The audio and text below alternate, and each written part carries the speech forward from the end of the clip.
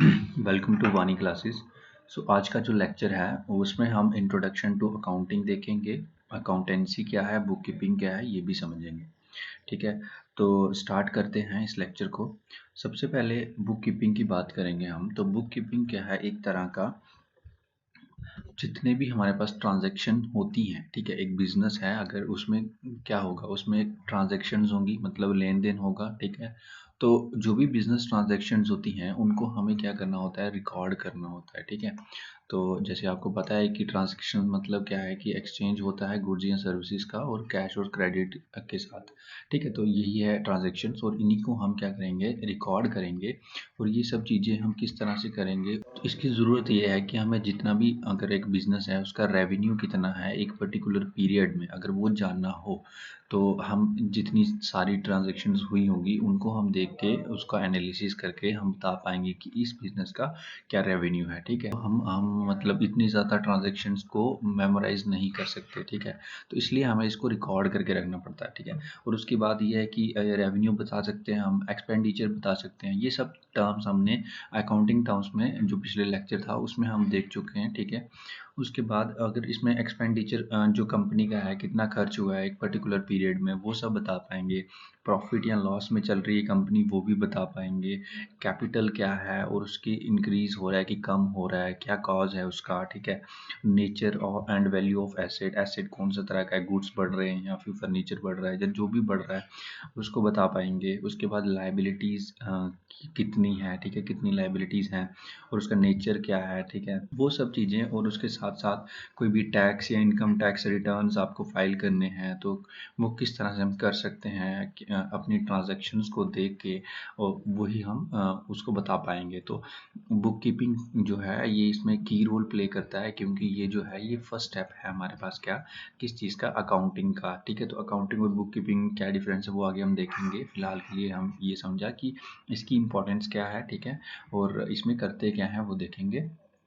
ठीक है, तो इसका मेन ऑब्जेक्टिव क्या है कि हम परमानेंट रिकॉर्ड रहता है हमारे पास, जो भी हमारे पास बुक कीपिंग है ना, उसमें क्या होता है कि उसमें जो भी हम रिकॉर्ड करते हैं वो एक परमानेंट रिकॉर्ड है और एक सोर्स की तरह एक्ट करता है और एक एविडेंस की तरह एक्ट करता है कि हाँ, फ्यूचर में अगर कुछ भी आपको किसी को जैसे टैक्स अथॉरिटीज़ को या किसी भी जगह पे आपको अगर एक एविडेंस की ज़रूरत पड़ी, ठीक है, तो आप इन बुक कीपिंग के जो रिकॉर्ड्स होंगे उनको हम शो कर सकते हैं वहाँ पे।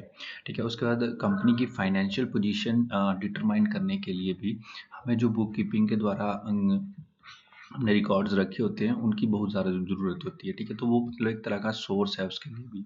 ठीक है, और उसके फाइनेंशियल पोजीशन मतलब कि ये कंपैरिजन हो सकता है। ठीक है, दो कंपनीज़ के बीच में, सेम फील्ड की कोई कंपनीज़ होगी, उनके बीच में आप कंपेयर कर सकते हो, बता सकते हो कि ये मेरी वाली कंपनी जो है वो इतने ऊपर है यानी इतने नीचे है as compare to this company.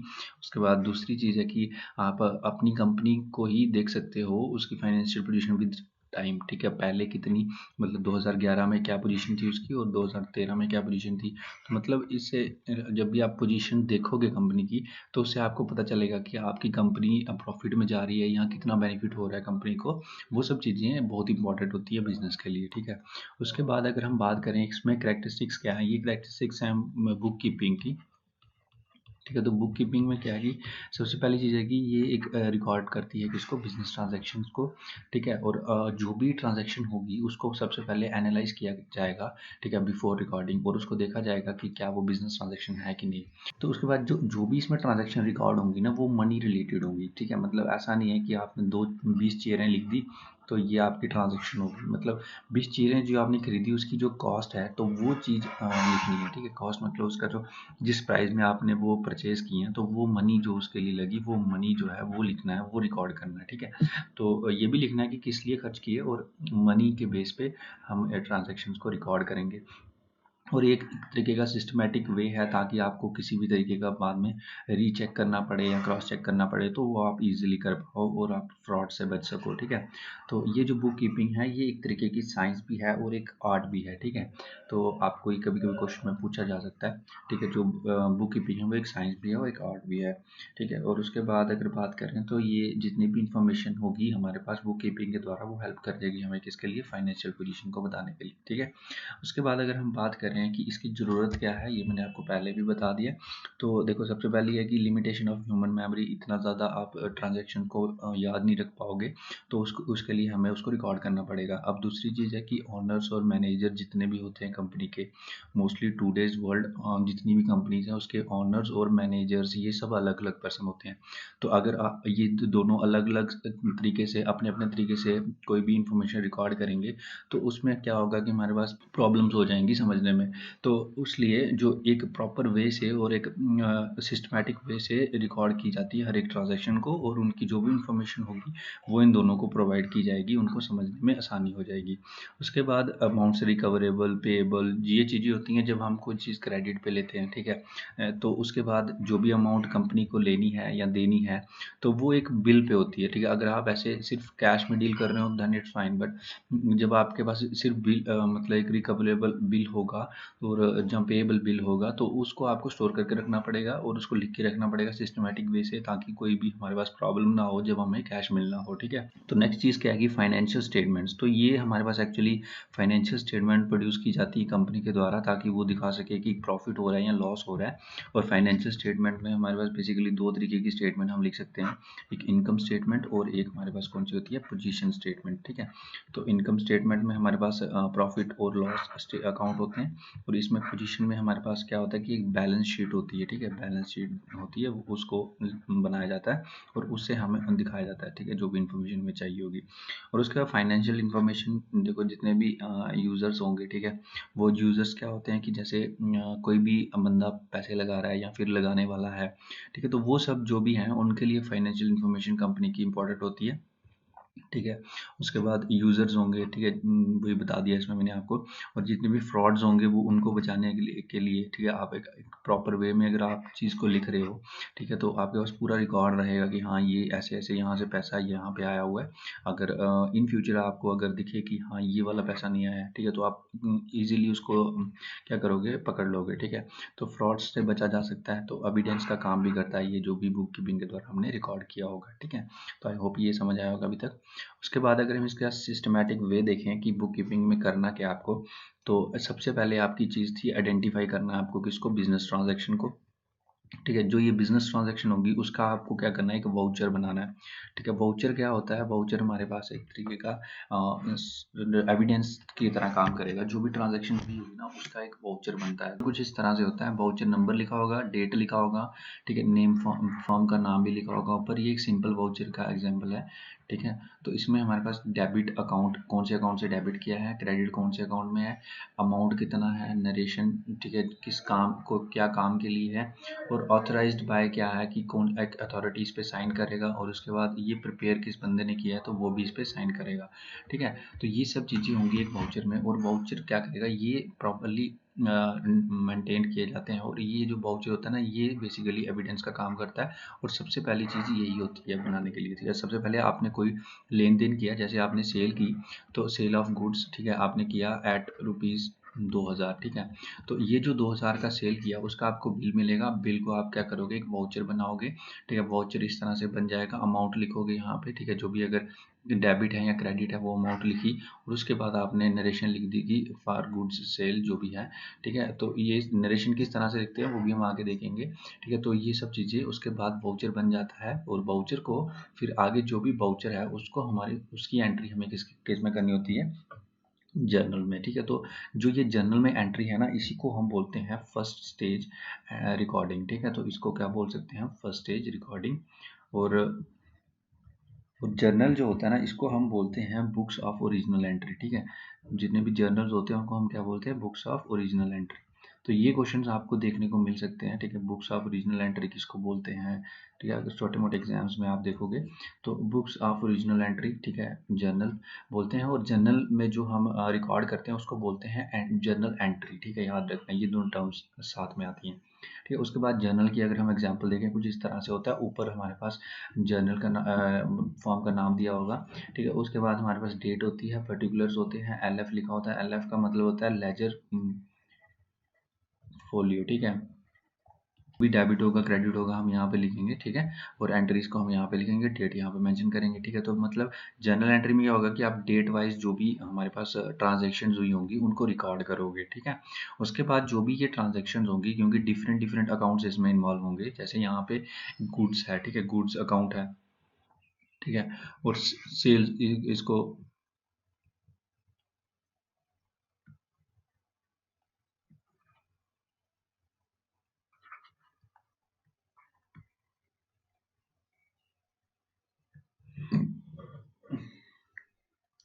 तो यहाँ पे डिफरेंट डिफरेंट अकाउंट्स इन्वॉल्व होंगे जर्नल प्रिपरेशन में, ठीक है। तो वो जो भी अकाउंट्स है ना उनको हम क्या करेंगे, सेपरेटली मेंटेन करेंगे, ठीक है। सेपरेट अकाउंट मेंटेनेंस, ठीक है। तो उसको हम करेंगे किसमें, हमारे पास लेजर में, ठीक है। तो जब लेजर में जो ये जर्नल एंट्रीज को हम कॉपी पेस्ट करेंगे तो इसको बोलते हैं पोस्टिंग, ठीक है। अब इसमें जो हमारे पास जितने भी अकाउंट्स होंगे, जैसे अकाउंट हमारा इस तरह का दिखता है कुछ, ठीक है। अकाउंट में इस तरह से दिखेगा, हमें डेट लिखी होगी, ठीक है, जो भी हमें ट्रांजेक्शन की है वो लिखी होगी, और जेएफ का मतलब है कि जर्नल फोलियो, ठीक है, जर्नल फोलियो। और जितने भी ये जर्नल फोलियो हैं या ये जर्नल लेजर फोलियो है, ये हमें एक्चुअली क्या बताते हैं, जर्नल फोलियो में बताता है पेज नंबर, ठीक है जी। जो हम ट्रांजेक्शन रिकॉर्ड कर रहे हैं उसका पेज नंबर क्या है जर्नल में, ठीक है। और लेजर फोलियो जो होता है वो क्या होता है कि हमें बताता है कि जो भी हमने ट्रांजेक्शन रिकॉर्ड किया है वो लेजर में कौन से नंबर पे आएगी, ठीक है, उसके बारे में बताता है। ये मतलब एक तरह का लेजर को रेफर कर रहा होता है, ठीक है। तो इन दोनों का आपस में रेफर है। और एक चीज़ याद रखना, जब तक लेजर प्रिपेयर नहीं होता तो एलएफ हम यहाँ पे नहीं मेंशन करते हैं, ठीक है। तो ये जो हमारे पास लेजर पोस्टिंग है, ठीक है, इसको हम क्या बोलते हैं, सेकंड पोस्टिंग है ये, ठीक है, सेकंड पोस्टिंग है। और इसको जो इसकी बुक होती है लेजर, इसको हम बोलते हैं बुक ऑफ प्रिंसिपल रिकॉर्ड, ठीक है। और एक और चीज़, जितने भी अकाउंट्स होंगे, ठीक है, एक अकाउंट नहीं होगा, अभी बहुत सारे अकाउंट होंगे, जैसे कोई भी ट्रांजैक्शन होती है उसमें मिनिमम दो दो अकाउंट्स इन्वॉल्व होंगे, ठीक है। कोई भी बिजनेस ट्रांजैक्शन होगी उसमें दो अकाउंट्स इन्वॉल्व होंगे। तो दोनों अकाउंट्स को हम अलग अलग लिखेंगे और उसमें बताएंगे कि मान लो कैश अकाउंट है और कोई हमारे पास फर्नीचर अकाउंट है, ठीक है। तो दोनों लिखेंगे कि हाँ फर्नीचर मैंने खरीदा और कैश हमने इतना दिया, ठीक है। तो दोनों चीज़ें अलग अलग अकाउंट में लिखी जाएंगी जो भी इसमें अकाउंट इन्वॉल्व होंगे। तो उसके बाद क्या होगा कि फ्यूचर में जब हमें पता करना होगा कि पूरे साल में मान लो कि कितना हमारे पास कैश जो है इनफ्लो हुआ है या फिर बाहर गया है, ठीक है। तो आउटफ्लो या इनफ्लो जितना भी हुआ है वो हम एक साथ एक सिंपली, तो जब हम इसका लेजर की पोस्टिंग कर लेते हैं उसके बाद हमारे पास एक इन बिटवीन स्टेप होता है कि हमें जितने भी लेजर के अकाउंट्स हैं उसको क्या करना होता है, बैलेंसिंग करना होता है, ठीक है, बैलेंसिंग ऑफ लेजर, ठीक है। तो ये जो लेजर की बैलेंसिंग करनी है ना, इसमें क्या होता है कि जैसे मान लो, क्योंकि आपको पता होगा कि जो लेफ्ट हैंड साइड होता है उसको हम डेबिट साइड बोलते हैं, इसको क्रेडिट साइड बोलते हैं, राइट हैंड साइड को, ठीक है, अकाउंट के। तो जो भी इसमें अमाउंट होगा डेबिट और क्रेडिट को, इसको हम माइनस करेंगे, ठीक है। जो भी हमारे पास माइनस करके अमाउंट बच जाएगा, ठीक है, उसको क्या कर लेंगे हम उस साइड में पोस्ट कर देंगे जहाँ पे कम ट्रांजेक्शन होंगी, ठीक है। मान लो डेबिट साइड में मेरे पास दो ही ट्रांजेक्शन आ रही हैं और क्रेडिट साइड में एक आ रही है। तो इसमें क्या होगा कि जो भी डिफरेंस आएगा ना इन दोनों का, वो यहाँ पे मैं बैलेंस लिख के यहाँ पे इसको लिख दूंगा, ठीक है।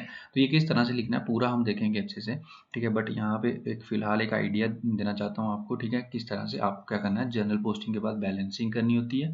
उसके बाद आपको क्या करना है, प्रिपरेशन ऑफ ट्रायल बैलेंस, ठीक है। तो इसमें क्या है कि जितने भी आपके बैलेंस अमाउंट्स होंगे लेजर अकाउंट्स के, सारे अकाउंट्स के जितने भी बैलेंसेस होंगे उनको किया जाता है कि अलग एक लिस्ट बनाई जाती है उनकी, ठीक है, सेपरेट लिस्ट बनाई जाती है, ठीक है। सेपरेट लिस्ट बना के उसको क्या जितने भी बैलेंस होंगे डिफरेंट डिफरेंट अकाउंट्स के, उनको उस लिस्ट में रखा जाता है। और डेबिट और क्रेडिट साइड दोनों लिखी होती है, ठीक है। तो उसमें लिखा होता है कि कौन सी चीज़ डेबिट क्रेडिट बैलेंस क्या है, ठीक है। तो ये चीज़ है इसमें पूरी बुक कीपिंग के अंडर आती है, ठीक है। तो बुक कीपिंग के अंडर ही हमारे पास क्या आता है, लेजर आता है, जर्नल एंट्री आती है और ट्रायल बैलेंस आता है, ठीक है। तो ट्रायल बैलेंस आपने क्या बोला कि जितने भी सारे बैलेंसेस होंगे तो उसकी एक लिस्ट बनाई जाती है, उसी को ट्रायल बैलेंस बोलते हैं, ठीक है। तो ये एक्चुअली क्या होती है कि इससे आपको क्रॉस चेक करने को मिलता है, ठीक है। ये भी एक तरह का रीचेक है कि जो आपने ट्रांजेक्शन लिखी है वो सही लिखी है कि नहीं लिखी है, ठीक है। तो नेक्स्ट जो है हमारे पास अकाउंटिंग है। अकाउंटिंग में क्या है कि आपको सबसे पहली चीज़ रिकॉर्ड करना है किसको, बिजनेस ट्रांजैक्शन को, ठीक है। जो आपने देख लिया होगा कि ये जो पार्ट है ना, ये आता है आपके पास किसमें, बुक कीपिंग में, ठीक है। तो ये बुक कीपिंग कर लिया आपने। उसके बाद क्या आ गया कि आपने जो भी लेजर में, अकाउंट्स में जो भी रिकॉर्ड कर लिया है, उसको आपको अब क्लासीफाई करना है, फिर उसको समराइज करना है, उसको रिपोर्ट करना है, उसका एनालिसिस करना है। देन आफ्टर दैट उससे हमें इंटरप्रिटेशन करके जो भी डिसीजंस लेने होंगे, तो ये हमें सब करना है इसमें, ठीक है। तो सबसे पहले आपने क्या बोला कि बुक कीपिंग करेंगे, उसके बाद हम क्या करेंगे कि क्लासीफाई करेंगे उन सब ट्रांजैक्शंस को, उसके बाद हम उसको समराइज करने की कोशिश करेंगे, और उनके बाद हम उसकी रिपोर्ट पे तैयार कर देंगे, और उसके बाद हम उसको एनालाइज करने की कोशिश करेंगे कि क्या इस रिपोर्ट में दिख रहा है हमें, और हमारा बिजनेस में क्या क्या चीज़ें हो रही हैं, उससे हमें एनालाइज करके और उसको पूरा इंटरप्रेट करके हमें क्या करना होता है कि जो भी हमारे पास ये जो रिपोर्ट्स है ना, इसमें जैसे फाइनेंशियल रिपोर्ट आ गई, ये सब रिपोर्ट्स हमें इसमें प्रिपेयर करके मतलब कोई भी डिसीजन लेना होगा कंपनी को, तो वहाँ तक हमें जाना है, ठीक है। तो अकाउंटिंग एक ब्रॉडर एस्पेक्ट है, ठीक है, as compare to bookkeeping. Bookkeeping एक फर्स्ट स्टेप है, ठीक है। अकाउंटिंग की बात करें तो ये जो अकाउंटिंग है ये किसके अंदर आती है, ये हमारे पास अकाउंटेंसी, जो हमारे पास एक फील्ड है, अकाउंटेंसी क्या हमारे पास एक फील्ड है, ठीक है। और उसमें जो हम काम करते हैं उसको हम बोलते हैं अकाउंटिंग, ठीक है। तो उसी तरीके से अकाउंटिंग को क्या बोल सकते हैं, आर्ट है, ठीक है। On the other hand book keeping को हम साइंस और आर्ट दोनों बोला था, ठीक है। तो उसके बाद अकाउंटेंसी जो है ये क्या है, हमारे पास साइंस है एक तरह का, ठीक है, ठीक है। तो science as well as art, क्योंकि ये अकाउंटिंग जो है वो उसी के अंदर आ रही है, तो इसको हम साइंस प्लस आर्ट भी बोल सकते हैं। अच्छा ठीक है, तो फिर उसके बाद नेक्स्ट जो है हमारे पास कि इसकी डेफिनेशंस जो भी हैं वो हम देखते हैं क्या है। तो इसको डिफाइन किया गया है बहुत सारे इंस्टीट्यूट्स के द्वारा। तो सबसे पहले हम देखते हैं American institute of certified public accountants द्वारा डिफाइन किया गया है कि जो अकाउंटिंग है वो क्या है कि एक आर्ट है रिकॉर्ड करने का, क्लासीफाई करने का, समराइज करने का इन सिग्निफिकेंट मैनर और मनी की टर्म्स में, ठीक है। तो जो भी ट्रांजैक्शन हम रिकॉर्ड करते हैं वो मनी के टर्म्स में रखते हैं, ठीक है। ट्रांजैक्शन या इवेंट्स जो भी हो रहे हैं मनी के टर्म्स में, which are in part at least of financial character, ठीक है, फाइनेंशियल करेक्टर का होने चाहिए। और उसके बाद जो भी रिजल्ट्स आएंगे उनको हम इंटरप्रेट करेंगे, उनको समझने की कोशिश करेंगे पूरे अच्छे से, और उसको आगे फॉरवर्ड करेंगे, कम्युनिकेट करेंगे, ठीक है, कम्युनिकेट करेंगे। कम्युनिकेट मतलब उसको जो भी यूजर्स होंगे हमारे पास, उनको हमें ये इन्फॉर्मेशन प्रोवाइड करनी है, उनको हमें ये इन्फॉर्मेशन देनी है जो भी हमारे पास बिजनेस रिलेटेड है, ठीक है। नेक्स्ट अगर हम देखें तो ट्रिपल ए द्वारा डिफाइन किया गया है अकाउंटिंग को। वो बोलते हैं कि the process of identifying, measuring and communicating economic information to permit informed judgments and decisions by users of the information, ठीक है। तो क्या होता है कि आपको जजमेंट के लिए या फिर डिसीजंस, इकोनॉमिक डिसीजंस लेने के लिए, जब मैनेजमेंट डिसीजंस लेने के लिए कंपनी में, तो आपको क्या चाहिए होती है, जो इन्फॉर्मेशन चाहिए होती है, ठीक है, वो किसके द्वारा दी जाती है, अकाउंटिंग के द्वारा दी जाती है, जिसमें आप आइडेंटिफाई करते हो, मेजरिंग करते हो और कम्युनिकेटिंग। कम्युनिकेटिंग का मतलब कि जो भी यूजर्स हैं उन तक वो इन्फॉर्मेशन पहुंचाना, ठीक है। मेजर किया जाता है, मेजर के लिए आपको बोला है कि मेजरिंग टूल क्या होता है, इसमें मनी टर्म्स में लिखा जाता है, यानी कि रुपीज़ में हम बात करेंगे, ठीक है। तो ये सब डेफिनेशंस दो हैं हमारे पास इम्पॉर्टेंट। उसके बाद हम नेक्स्ट बात करें तो इसके ऑब्जेक्टिव क्या है कि आपको बताना होगा कि आपका जो भी बिजनेस है वो प्रॉफिटेबल है कि नहीं। तो वो आप किस तरह से बता पाओगे, आपने बुक कीपिंग में देखा था कि आपको रिकॉर्ड करना था, पर्पस क्या था कि प्रॉफिटेबल है कि नहीं वो दिखाएंगे, बट वो जो पर्पस था वो हम फुलफिल करेंगे अकाउंटिंग के थ्रू, bookkeeping just to record, okay. तो उसके बाद हमारे पास प्रॉफिटेबल है कि नहीं वो हम देखेंगे किसके द्वारा, इकोनॉमिक इनकम स्टेटमेंट या फिर जिसको हम बोलते हैं प्रॉफिट और लॉस स्टेटमेंट, ठीक है, ये हम आगे पढ़ेंगे अच्छे से। उसके बाद दूसरा ऑब्जेक्टिव है इसका फाइनेंशियल पोजीशन बताने के लिए कंपनी का, ठीक है। तो वो है जैसे बैलेंस शीट या फिर पोजीशन स्टेटमेंट, दोनों एक ही चीज़ है, इसको हम बताते हैं। तो इसमें हमारे पास बताया जाता है कि क्या पोजीशन है हमारी कंपनी की, ठीक है। तो वो सब चीज़ें हम अकाउंटिंग में देखते हैं, ठीक है।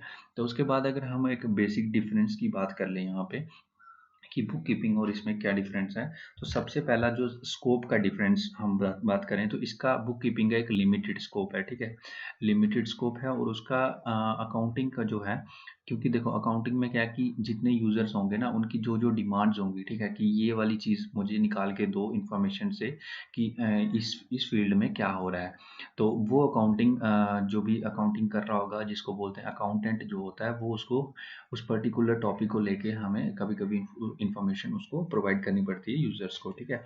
तो इसका एक वाइड स्कोप है, ठीक है, अकाउंटिंग का, ठीक है। और उसके बाद हम बात करें तो इसका स्टाफ जो है तो ये एक जूनियर स्टाफ लेवल पे ही हो जाता है, क्योंकि इसका काम जस्ट रिकॉर्ड करना है, ठीक है। तो जूनियर स्टाफ आते हैं, इसमें कोई भी हाई लेवल स्टाफ नहीं होते हैं। तो ऑन द अदर हैंड अगर अकाउंटिंग की बात करें, क्योंकि इसमें एनालाइज करना है बहुत सारी चीज़ों को, तो इसमें हमारे पास क्या होगा कि सीनियर ऑफिसर्स होंगे, ठीक है, जो कि वेल क्वालिफाइड होंगे, और उनको क्या चाहिए कि वो हमारे पास अच्छे से एनालिसिस करके जो भी इंफॉर्मेशन है कंपनी की वो प्रोवाइड कर पाएँ।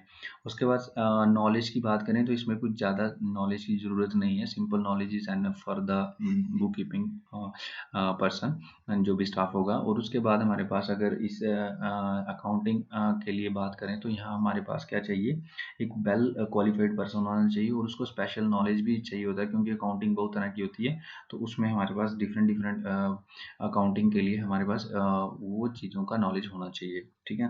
उसके बाद हमारे पास स्टेज की बात करें, तो ये आपको मैंने बताया, ये प्राइमरी स्टेज है, ठीक है, बुक कीपिंग। और ये हमारे पास क्या है, सेकेंडरी स्टेज है, ठीक है। उसके बाद सेकेंडरी या फिर मतलब पहले प्राइमरी में आप रिकॉर्ड करोगे, फिर उसी को एनालिसिस और सब कुछ करोगे, तो ये हमारे पास सेकेंडरी स्टेज है, ठीक है। तो ये स्टार्ट होती है जहाँ पे बुक कीपिंग एंड होगी। और ठीक है, फाइनेंशियल पोजीशन की बात करें तो हमारे पास फाइनेंशियल पोजीशन आप बुक कीपिंग से नहीं बता पाओगे। तो अकाउंटिंग की अगर बात करें तो अकाउंटिंग बता पाएगी फाइनेंशियल पोजीशन की कैसे। बैलेंस शीट नाम की चीज़ आपको मैंने बताई थी, वो बनाएंगे हम अकाउंटिंग में, तो उससे हमें फाइनेंशियल पोजीशन पता चल जाएगी। तो आई होप इसकी आपको डिफरेंट बेसिक समझ आए होंगे, ठीक है। तो एक और चीज़ है कि ये बुक कीपिंग को आप मान सकते हो कि ये एक रूटीन जॉब है, ठीक है। और उसके बाद जो अकाउंटिंग है उसको हम बोल सकते हैं कि ये एक एनालिटिकल जॉब है, ठीक है। तो एक आप एनालिसिस करना पड़ता है, ठीक है। तो ये सब चीज़ें हैं इसमें।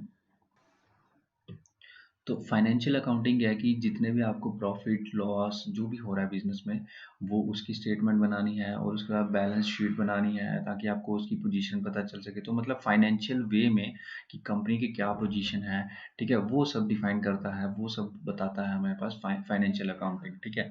कॉस्ट अकाउंटिंग क्या करता है कि इसका मेन काम होता है कि जितनी भी कंपनी में प्रोडक्ट्स बन रहे हैं, गुड्स बन रहे हैं, जो कि बेचे जाएंगे, जिसके लिए कंपनी बनी है, वो उन सब की कॉस्ट को डिफाइन करना, ठीक है। उन सबका प्राइस या डिफाइन करना, प्राइस को डिफाइन करना, और उसमें किस तरह से हम क्या क्या चीज़ें कम कर सकते हैं, प्राइस या ज़्यादा कर सकते हैं, वो सब चीज़ें कॉस्ट डिफाइन करती है। कौन, कॉस्ट अकाउंटिंग, ठीक है। तो गुड्स या सर्विस जो भी कंपनी डील कर रही है जिसमें, ठीक है, उन सब की कीमत जो है वो कॉस्ट अकाउंटिंग डिफाइन करेगा। और उसके बाद मैनेजमेंट अकाउंटिंग की बात करें, तो मैनेजमेंट अकाउंटिंग हमारे पास क्या है कि जो भी ऑपरेशंस हो रहे हैं, ठीक है, जो भी काम हो रहा है कंपनी में, उसको किस तरह से मैनेज किया जाए, उसके बारे में हमें कौन बताएगा, मैनेजमेंट अकाउंटिंग बताएगा, ठीक है। जो भी काम हो रहे हैं, तो उसमें मतलब किस तरह से हम उसको और इम्प्रूव कर सकें, वो हमें मैनेजमेंट अकाउंटिंग बताएगा। और सोशल अकाउंटिंग एक नया फील्ड है, ये एक्चुअली क्या दिखाता है कि जो भी कंपनी है और उसका जो भी हमारे पास सोशल ऑब्लिगेशन है, ठीक है, मतलब सोशल ऑब्लिगेशन मतलब कि आप जो सोसाइटी के प्रति उसके लिए जो भी उसने वादे किए हैं, जो भी वादे करने चाहिए, वो सब चीज़ों के बारे में डील करेगा सोशल अकाउंटिंग, ठीक है। तो मतलब सोसाइटी के रिलेटेड उसके जो भी इफ़ेक्ट्स हैं, या जो भी वो काम करना चाहता है सोसाइटी के रिलेटेड, वो सब चीज़ें हमें कौन बताएगा, सोशल अकाउंटिंग। हाँ, उसके बाद अगर हम बात करें फंक्शंस की, तो सबसे पहली चीज़ थी कि हमें ट्रांज़ैक्शंस को रिकॉर्ड करना है, ठीक है। और उसके बाद हमें क्या करना होता है कि जो भी यूज़र्स हैं, उनको जो-जो इन्फॉर्मेशन चाहिए, उसको प्रोवाइड करना है, ठीक है। मतलब एक हमें डि सेपरेटली कुछ बनाने की ज़रूरत नहीं होती है, बट हाँ, केसेज़ आते हैं जब हमें सेपरेटली भी कुछ रिपोर्ट्स देनी पड़ती हैं, ठीक है। तो वो कम्युनिकेट करना है, और उसके बाद जो भी हमें लीगल रिक्वायरमेंट्स होती हैं, जैसे टैक्स के लिए हमें जो-जो चाहिए, ठीक है, फॉर्मेलिटीज़ जो भी रिक्वायरमेंट्स हैं, या फिर लोन पर्पस आपको अगर कंपनी के लिए कुछ लेना है, तो उसके लिए भी लोन के लिए फिक्स एक उन्होंने एलिजिबिलिटी रखी होती है ना, कि भाई हाँ, इतना इतना आपको ये चीज़ होनी चाहिए। जैसे आप अपना पर्सनल लोन लेने भी जाओगे, तो आपको पूछा जाएगा कि आपका सोर्स ऑफ इनकम क्या है, कि आप कितना कमा लेते हो, वो सब। तो वैसे ही अगर एक बिजनेस को भी लोन लेना होगा, तो उसके लिए भी उसको कुछ लीगल रिक्वायरमेंट्स के पास करना पड़ेगा, ठीक है। तो नेक्स्ट जो चीज़ आएगी, जो भी हमारे पास बिज़नेस की प्रॉपर्टी होगी, ठीक है, जो भी बिल्डिंग है, फर्नीचर है, जो भी प्रॉपर्टी है बिज़नेस के रिलेटेड, तो उसका एक सिस्टमैटिक रिकॉर्ड होगा कि वो किस तरह से यूज़ हो रहा है, और वो कौन-कौन सी है जो हमारे पास है, हमारी खुद की है। तो उससे क्या होता है कि आप अपनी जो भी प्रॉपर्टी होगी उसको एक तरीके से बचा रहे हो, ठीक है, किसी भी फ्रॉड से, या उसको प्रॉपर्ली मेंटेन करके रखा हुआ है आपने, तो वो उसको यूज़ अच्छे से कर पाओगे आप, ठीक है। तो ये इसके कुछ फंक्शंस हैं, ठीक है। उसके बाद अगर हम बात करें, तो हमारे पास नेक्स्ट चीज़ है कि इसके यूजेस क्या हैं, ठीक है। यूजेस की बात करेंगे, सबसे पहला हमारे पास यूज़ क्या है कि देखा जो फंक्शंस हैं वही इसमें रिलेट करेंगे कुछ ना कुछ जो अभी तक पढ़ा हमने कि कंप्लीट एंड सिस्टमैटिक रिकॉर्ड्स हमें देगा, परफॉर्मेंस और पोजीशन बताएगा हमारी फर्म की या हमारे एंटरप्राइज की या बिजनेस की। उसके बाद हमें कंपेयर करने के लिए लो करेगा कि हाँ डिफरेंट डिफरेंट कंपनीज के सामने आप कहाँ खड़े हो। और उसके बाद हमारे पास क्या करेगा कि हमें एक और चीज़ बताएगा कि विद टाइम आपकी कंपनी ने कितना इम्प्रूव किया है। ठीक है, तो मतलब टाइम के साथ आपकी कंपनी ने कितना इम्प्रूव किया और बाकी कंपनीज के साथ, अदर कंपनीज के साथ जो है तो वो किस तरह से आप रिलेट कर रहे हो। ठीक है, ये दोनों चीज़ें के बारे में। और उसके बाद लीगल फॉर्मेलिटीज़ मैंने आपको जैसे यहाँ पे बताया जो इसका फंक्शन है कि लीगल फॉर्मेलिटीज़ भी हमें जो भी चाहिए होंगी उसमें ये हेल्प करेगा और एक तरीके का एविडेंस रखेगा हमारे पास कि जो भी ट्रांजेक्शन हुई है उनका एक रिकॉर्ड रहेगा। उसके बाद जो भी बिजनेस की कीमत है, मतलब बिजनेस कितना बड़ा है हमारे पास, ठीक है, बिजनेस जो भी हमने स्टार्ट किया है उसकी वैल्यूएशन करने में हेल्प करेगा। ठीक है, इन फ्यूचर अगर आपको बेचना पड़े बिजनेस तो आपको पता तो होनी चाहिए ना कि मेरे पास ये जो बिजनेस है ये कितने लाख का है या कितने करोड़ का है। तो वो सब चीज़ों की वैल्यूएशन जो है वो भी हमें यहाँ से इसके अकाउंटिंग इन्फॉर्मेशन से पता चल जाएगी। उसके बाद लोन्स रेज करने हैं तो वो भी हमें हेल्प करेगा उसमें। तो ओनर्स और मैनेजमेंट जो भी है, ठीक है, दोनों अलग अलग पर्सन होते हैं मोस्टली इन टूडेज वर्ल्ड। तो इन दोनों को जो भी रिक्वायरमेंट है, ठीक है, वो सब हमें डिसीजन लेने के लिए तो वो सब इन्फॉर्मेशन हमें अकाउंटिंग इन्फॉर्मेशन से मिल सकती है। ठीक है, उसके बाद अगर हम बात करें तो मैं बात कर रहा था कि बहुत सारे यूजर्स होते हैं। ठीक है, तो यूजर्स को हम एक अच्छे से समझने की कोशिश करते हैं अभी। तो यूजर्स हमारे पास बेसिकली दो तरीके के होते हैं, एक इंटरनल यूजर्स और एक एक्सटर्नल यूजर। तो इंटरनल यूजर्स की बात करूं अगर मैं, तो इसमें हमारे पास दो तरीके से हो जाते हैं कि एक मैनेजमेंट में जो काम कर रहे हैं, ठीक है, इंटरनल मतलब कि जो कंपनी के अंदर के मुलाजिम है या जो भी वर्कर जो भी है वो सबको हम इसमें इन्वॉल्व करेंगे। मैनेजमेंट आ गया। और दूसरे जो आगे की हमारे पास जो भी एम्प्लॉयज़ हैं, ठीक है, तो इसमें देखेंगे हम आगे इसको और क्या लिख सकते हैं। मैनेजमेंट में जैसे आ गया आपके पास ऑनर आ गया, ठीक है, या जो भी शेयर होल्डर है, ठीक है, तो उसको बोल लेंगे। और उसके बाद हमारे पास जो भी डायरेक्टर्स हैं, ठीक है, जो भी बड़े बड़े ऑफिसर्स हैं, ठीक है, उसका मैनेजर्स आ गए, ठीक है, ऑफिसर्स आ गए, उसके बाद सुपरवाइजर्स आ गए, ये सब चीज़ें सुपरवाइजर्स जो भी आ गए वो हमारे पास इंटरनल में, इंटरनल यूज़र के अंदर मैनेजमेंट में आ गए। ठीक है, उसके बाद एम्प्लॉयज़ की बात करेंगे जिनको हम सैलरीज देते हैं और इनको भी सैलरीज मिलेंगी। जैसे एम्प्लॉयज़ में हमारे पास स्टाफ है, ठीक है, उसके बाद वर्कर्स आ गए, ये सब भी हमारे पास क्या हो गया इंटरनल। तो इन सब को ज़रूरत होती है किसकी, इन्फॉर्मेशन की। क्यों? क्योंकि देखो अगर ऑनर है या जो भी है वो उसने अपना पैसा लगाया हुआ है, ठीक है, उसको पता होना चाहिए ना कि भाई कितना पैसे, कितना अच्छा बिजनेस चल रहा है मेरा। ठीक है, डायरेक्टर्स हैं तो उनको भी पता होना चाहिए कि हाँ ये इन्फॉर्मेशन के हिसाब से हमें इतना प्रॉफिट हो रहा है, बट हाँ इसको हमें इम्प्रूव करने के लिए कौन सी फील्ड में मतलब कौन सी जगह पे हमें, कौन से अकाउंट से हमें कुछ और इम्प्रूवमेंट करनी पड़ेगी। और मैनेजर्स को अगर कोई भी मैनेजमेंट में कोई इशू आ रहा है तो वो सब इन्फॉर्मेशन भी हमें दिख जाएगी फाइनेंशियल इन्फॉर्मेशन से। और जो भी ऑफिसर्स हैं उनको भी एक तरीके से मतलब इन्फॉर्मेशन से बहुत सारी हेल्प होगी और सुपरवाइजर्स को भी। ठीक है, और स्टाफ जो वर्कर होंगे उनको क्या है कि उनको अगर कोई कंपनी में काम कर रहे हैं तो कंपनी अगर अच्छी चल रही होगी तो उनकी नौकरी बची रहेगी, तो वो उस लेवल से सोचेंगे और ये जो इन्फॉर्मेशन होगी वो उसको उनको ये भी बताएगी कि कंपनी आगे कितनी देर तक रन करेगी या कितनी अच्छी चल रही है, प्रॉफिट हो सकता है और ज़्यादा बोनस मिल सकता है हमें। ठीक है, तो वो सब चीज़ों में भी हेल्प करेगी। और एक्सटर्नल यूजर्स की बात करें कि जो जितने भी हमारे पास आउटसाइड जो कंपनी के बंदे हैं जो कंपनी के साथ कहीं ना कहीं लिंक कर रहे हैं उनको हम एक्सटर्नल यूजर्स में देखेंगे। ठीक, एक्सटर्नल यूजर्स में सबसे पहले हम देखते हैं डायरेक्ट यूजर्स। ठीक है, तो उसमें सबसे पहला है क्रेडिटर्स। ठीक है, तो क्रेडिटर्स क्या है हमारे पास, तो ये क्या करते हैं कि हमें क्रेडिट प्रोवाइड करते हैं। ठीक है, अमाउंट देते हैं कुछ, ठीक है, ऑन क्रेडिट अगर कोई चीज़ लेते हो तो वो क्रेडिट देंगे। ठीक है, लॉन्ग टर्म क्रेडिट भी हो सकता है, शॉर्ट टर्म क्रेडिट भी हो सकते हैं। तो उनको रिटर्न चाहिए ना, तो उनको भी पता होना चाहिए कि कंपनी ठीक बिजनेस कर रही है कि नहीं कर रही है। तो जब भी कोई क्रेडिटर देगा वो पहले ये चीज़ देखेगा कि हाँ कंपनी अच्छी है, इसमें मैं क्रेडिट दे देता हूँ तो ये मुझे रिटर्न दे देगा। जैसे मैंने आपको समझाया था कि कंपनी अगर ए है तो दूसरी कोई कंपनी बी है, अगर बी कंपनी इसको क्रेडिट कर रही है ए को, तो ए कंपनी क्या होगी, डेटर हो जाएगी। ठीक है, तो डेटर किस तरह से फाइनेंशियली है, उसकी पोजीशन क्या है, तो उसके बेसिस पे ही जो बी है वो उसको क्रेडिट करेगा। ठीक है, वो तभी क्रेडिटर बनना चाहेगा जब उसकी जो डेटर है वो अच्छा है, ठीक है, वो पेएबल है, वो पे कर सकता है। ठीक है, तो उसके बाद हमारे पास अगर बात करें इन्वेस्टर्स की, तो इन्वेस्टर्स वो हो गए जिसने पैसा लगाया हुआ है कंपनी में। ठीक है, इन्वेस्टर्स दो तरीके से हो सकते हैं, एक प्रेजेंट इन्वेस्टर और दूसरा हमारे पास पोटेंशियल इन्वेस्टर। ठीक है, पोटेंशियल का मतलब कि लगा सकता है, ठीक है, लगाने वाला है, ठीक है, जहाँ अभी लगाया नहीं है लगा सकता है, ठीक है। प्रेजेंट मतलब जो अभी तक कंपनी में लगा के बैठा हुआ है पैसे, ठीक है। तो जो कंपनी में पैसे लगा के बैठा हुआ है बंदा, तो वो जो भी बंदा या बिजनेस जो भी है, तो वो हमारे पास उसको भी पता होना, वो विद टाइम चेक करता रहेगा ना कि कंपनी में किस तरह से बिजनेस चल रहा है, ठीक है। तो उसकी फाइनेंशियल इन्फॉर्मेशन से उसको वो सब चीज़ें मिलेंगी, ठीक है। जो भी एम्प्लॉयज़ हैं, ठीक है, एक्सटर्नल, तो वो क्या करेंगे, वो उनको भी पता है कि अगर अच्छा बिज़नेस चल रहा होगा तो हमें बोनस मिलेगा, ये मिलेगा, वो मिलेगा, ठीक है, ये सैलरी इंक्रीज़ हो सकती है। तो वो भी हमारे पास किसके ऊपर डिपेंड रहेंगे, फाइनेंशियल पोजीशन। उसके बाद बात करेंगे टैक्स अथॉरिटीज़ की। तो टैक्स अथॉरिटीज़ क्या है कि जैसे भी income tax, value added tax, wealth tax, ये टैक्स, वो टैक्स, जितने भी टैक्स होंगे, तो उनको अगर लगाने के लिए कितना लगाना है, कहाँ लगाना है, तो वो कहाँ से देखेंगे, वो भी तो उनको भी रिकॉर्ड मिलना चाहिए ना। तो वो कहाँ से मिलेगा, फाइनेंशियल इन्फॉर्मेशन से, ठीक है। उसके बाद कंज्यूमर्स जो भी हैं हमारे पास, कस्टमर्स, ठीक है, तो वो भी कहीं न कहीं हमारे पास लिंक होते हैं और उनको भी ज़रूरत पड़ती है फाइनेंशियल इन्फॉर्मेशन की।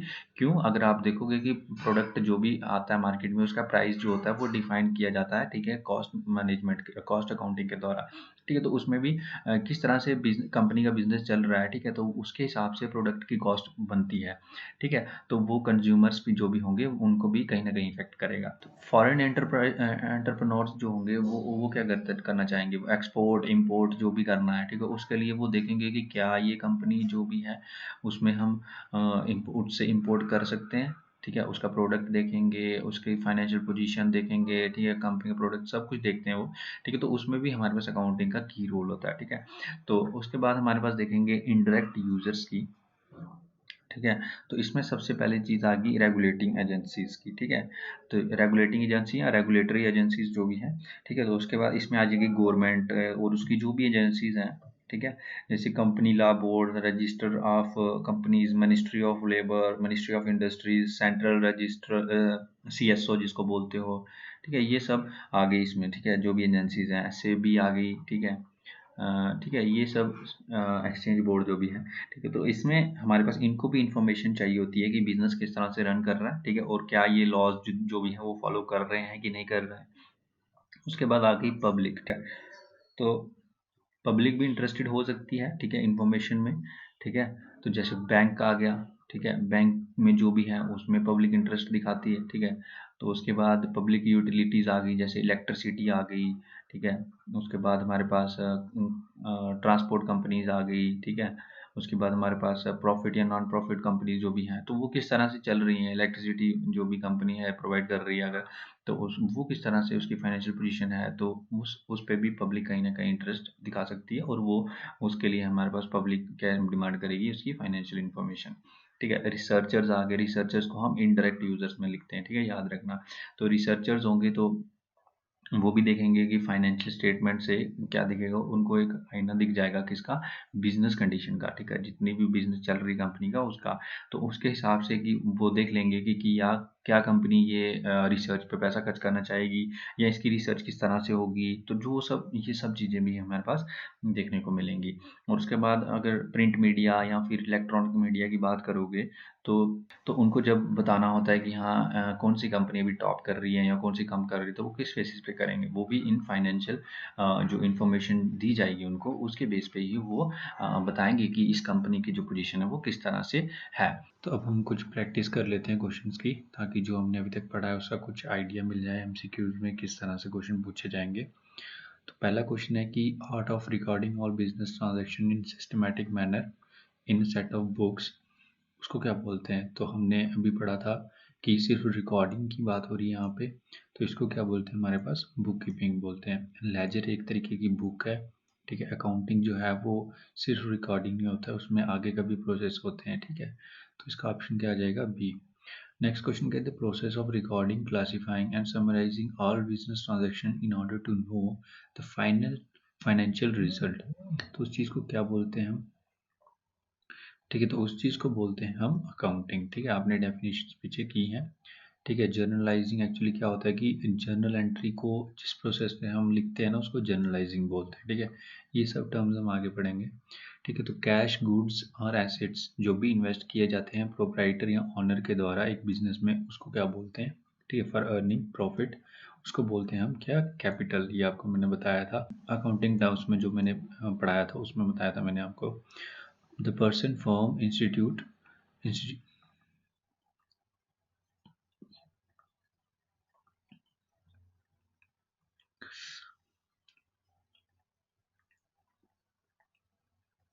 तो इसमें जो बाकी ऑप्शन हैं, प्रॉफिट देख लो तो प्रॉफिट तो नहीं है ये, ठीक है। उसके बाद फिक्स एसेट्स, फिक्स एसेट्स मतलब कि वो एसेट जो मोर देन 1 ईयर के लिए होंगे, तो कैश दो हमारे पास क्या होगा 1 ईयर से ज़्यादा के लिए नहीं होगा। तो गुड्स जो होंगे वो भी हम इसको करंट में लिखते हैं दोनों को, ठीक है। और एसेट का ये कंफर्म नहीं कि कौन सा एसेट है, ठीक है। तो इसको ये 3 ऑप्शन तो नहीं होंगे, एक ही ऑप्शन है बी। उसके बाद जो नेक्स्ट क्वेश्चन है कि द पर्सन, फर्म या institution who doesn't pay the price in cash for the goods purchased or the service received is called। अगर ए कंपनी है हमारे पास, वो क्या कर रही है, बी कंपनी या पर्सन से कुछ चीज़ ले रही है बट उसके बदले में उसको कैश नहीं दे रही है, ठीक है। तो वो ए कंपनी क्या हो जाएगी, डेटर हो जाएगी, किसके लिए, बी कंपनी के लिए। ये आपको मैंने समझाया था अकाउंटिंग टर्म्स में, ठीक है। तो ये 3 ऑप्शन बाकी वाले इसमें नहीं है।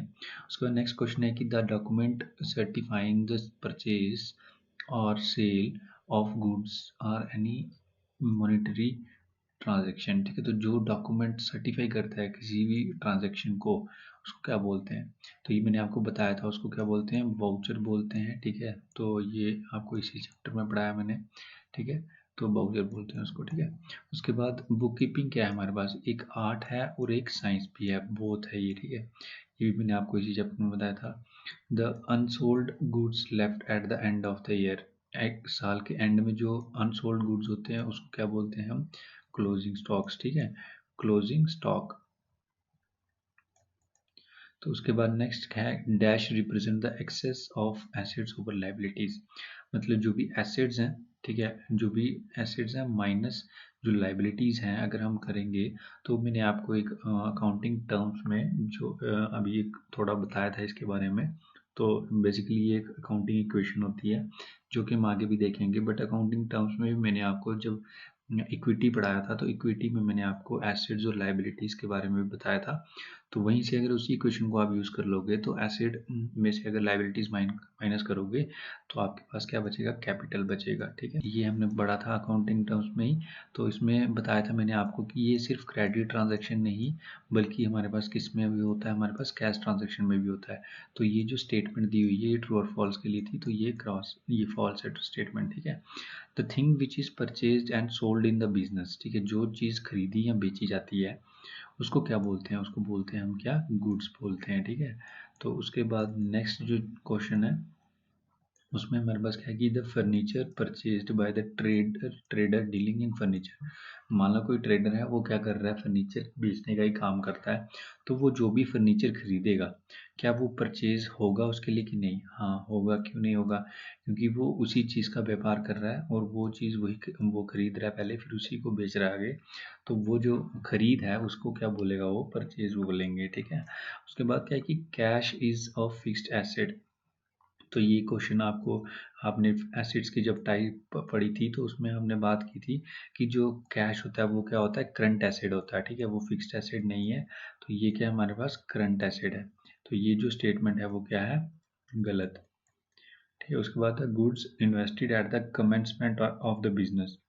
जो बिजनेस की कमेंसमेंट, मतलब कमेंसमेंट का मतलब होता है स्टार्टिंग में, ठीक है। जब बिजनेस स्टार्ट हो रहा है तो उस टाइम पे जो उसका गुड्स होंगे उसके पास जितने भी, उसको क्लोजिंग स्टॉक नहीं ओपनिंग स्टॉक बोलते हैं, ठीक है। ये मैंने आपको बताया था जब हम स्टॉक की बात कर रहे थे, ठीक है। तो उसके बाद हमारे पास नेक्स्ट जो है एक कॉलम है, ठीक है, कॉलम ए और कॉलम बी है। इसमें आपको मैच करना है, ठीक है। तो बिल्डिंग है तो बिल्डिंग को हम क्या बोलते हैं, ये हमने पीछे मैच द कॉलम भी दिया था एक, उसको आपने आई होप आपने किया होगा, उसका सोल्यूशन भी मैं दे दूंगा अभी, ठीक है। तो बिल्डिंग क्या एक एसेट है हमारे पास। सैलरी क्या है, सैलरी अगर मुझे देनी पड़ रही है, ठीक है, क्योंकि मेरी कंपनी अगर ए है तो उसमें मैं जितने भी एम्प्लॉयज़ होंगे उनको सैलरी दूंगा, तो ये क्या मेरे पास एक तरीके का खर्च है। तो ये क्या आ गया, एक्सपेंस आ गया। अब मैंने अकाउंट में आपको एक चीज़ पढ़ाई थी, लेफ्ट साइड पे और डेबिट होता है और राइट साइड पे क्रेडिट होता है। तो left side of account is always debit और राइट साइड क्या होता है, क्रेडिट, ठीक है। उसके बाद बाउचर्स जो होते हैं एक तरह का रिटर्न डॉक्यूमेंट होता है, ठीक है। तो ये इस तरह से मैच हो जाएगा हमारे पास। मैच द कॉलम दिया था उसका सोल्यूशन मैंने यहाँ पे दे दिया है। तो इसमें कुछ खास समझने के लिए मैंने छोड़ा नहीं था, ठीक है। अगर फिर भी किसी को डाउट होगा तो आप कमेंट सेक्शन में बोल सकते हैं, मैं इसको पूरा समझा भी दूंगा, ठीक है। So that's all for today's lecture. Thank you.